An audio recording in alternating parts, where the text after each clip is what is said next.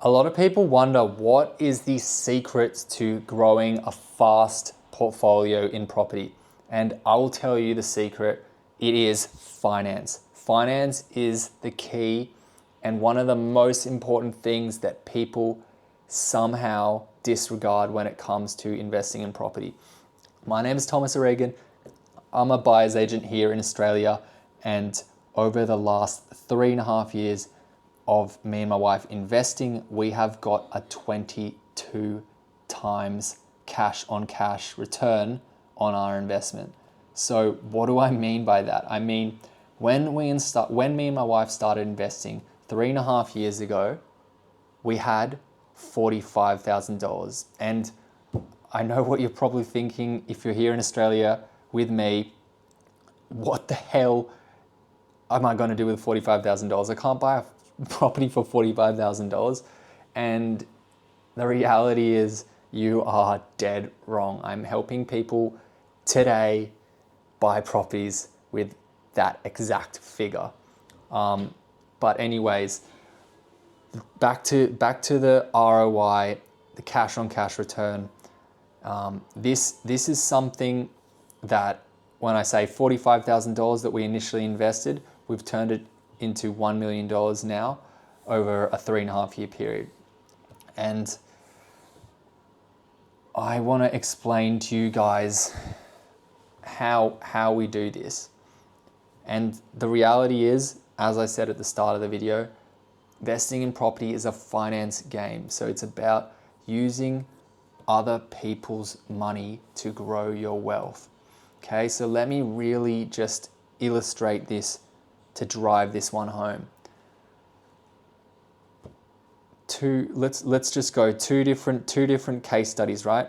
One case study, a person's using leverage. The other case study, the person is not using any leverage.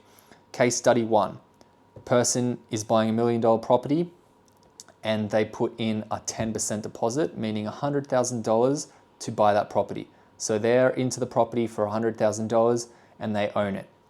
Guess what the growth is? It's 5% per annum on the $1 million property, meaning the property from year one is growing at $50,000 per year. What is that in terms of ROI? So the person has put in $100,000 of their own money.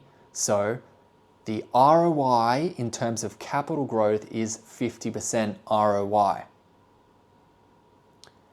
Because the property is growing by $50,000 in the first year and they've put in $100,000, that's a 50% ROI. Now, I think I've made that pretty clear. Let's go to the second example. Same property, same capital growth rate. The only difference in this situation is, instead of using finance, we are going to use 100% cash. Now, we buy the $1 million property, we own it, no debt, but what's different here? We have used $1 million of our own money to buy the property. So what's our cash on cash return? Well, the property is growing the same as the other one. It's growing 5% per annum. So the growth on our money, or the cash on cash return, is 5%. Now, this is a huge difference in terms of cash on cash return. This is a huge difference, as anyone can see, right? 50% cash on cash return versus a 5% cash on cash return. They are hugely, hugely different results. Now, let's just think about it for a second on a larger scale. Say if you did actually have $1 million, instead of buying one property, what you should really be doing is leveraging up, using OPM to buy as many properties as you possibly can, because that is where the money is made in property. It is a financing game. You do not build wealth as quickly in property using cash. You build wealth in property quickly by using OPM, and this is way more of a thing that is happening in today's markets compared to, say, when my grandma was buying a house.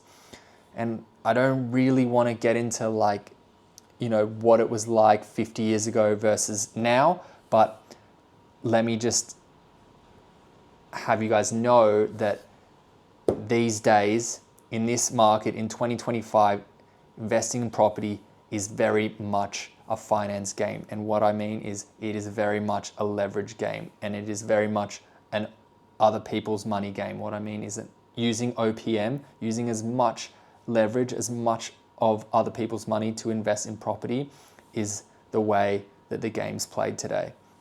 So I just want to go into OPM for a second. And when I say OPM, I mean other people's money. And let's just touch on this quickly with, let's do the rental income on the property for an example. So the rental income is effectively OPM.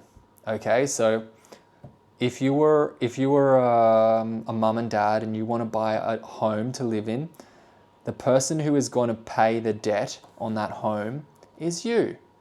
You're not using OPM, you're using your own money. You're working however many hours a week you work to pay the debt. In the other example, investment example, the debt on the property is paid by the tenant if you're investing correctly, if you're investing like a professional investor. You'll set the deal up in a way that the rental income is paying for the property, okay? So that means instead of doing something like a principal and interest loan, which is what a mum and dad homeowner would do that own their dream home or own a home they live in, they are going interest only, because it's not like the investor is counting on the capital growth, but they understand the more that they can use OPM, the more investing they can do, the bigger they can grow their asset base. And the three foundations I want to talk to you guys about today when investing in property, and I'll just hit on them really quick. We've already hit on two of them, right? Is one, cash on cash return is one of the foundational pillars of investing in property. Two is cash flow. When you buy properties, if you're thinking like a professional investor, you're using OPM to fund the entire investment journey. And that means positively cash flowing properties. You're buying positively cash flowing properties. And I know people here in Australia love buying in blue chip areas which are negative cash flow, but the reality is you will not get very far as a professional investor if you're buying negatively cash flowing properties, because you're not really an investor, because you have to work.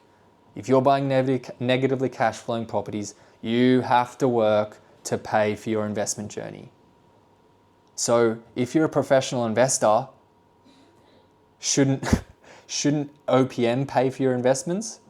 Isn't that the point of investing, right? Like you are investing for financial freedom. It's not like I'm investing so I can have a large portfolio which is negatively cash flowing, so I have to go to work to pay for my investment portfolio. If you're a professional investor, OPM, other people's money. You use other people's money to fund, support your lifestyle, and grow your portfolio all at the same time if you get very, very good at it.